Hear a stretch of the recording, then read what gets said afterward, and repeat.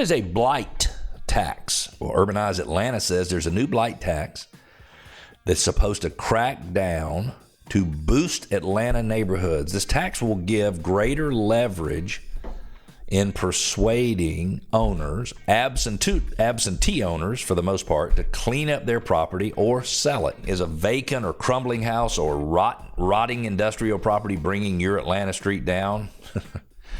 That wouldn't feel very good. A new measure has recently been introduced by the city leaders. If approved, it will aim to do something about that. Atlanta Mayor Andre Dickens and District 3 City Council member Byron Amos have partnered to introduce legislation that would create a blight tax as a means of cracking down on absentee landlords, including corporations and neglected properties throughout the city. The proposal would allow Atlanta municipal courts to hike tax bills by up to, listen to this, 25 times or more than the current rate for properties considered blighted.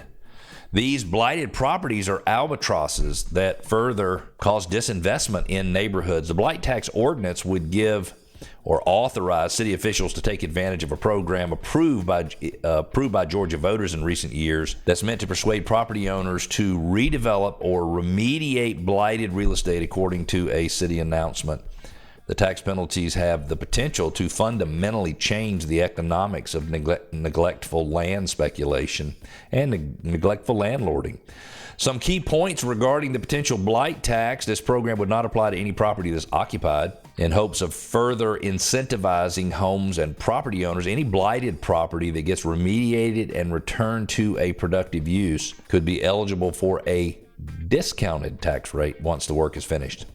Large-scale properties that significantly impact neighborhoods would be special cases. These property owners would first have to agree to a detailed redevelopment plan that addresses neighborhood objectives around connectivity, transportation, public amenities, things that benefit the entire community.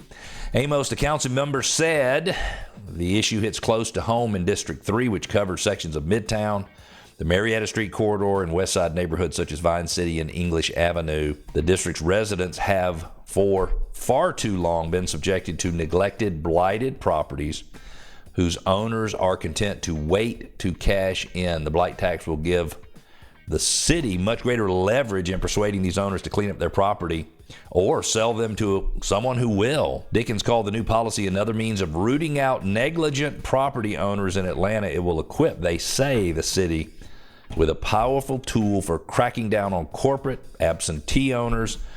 The mayor says basically anybody who treats property as a cheap investment vehicle rather than understanding it is an important part of the fabric of our community. I'd love to hear your thoughts.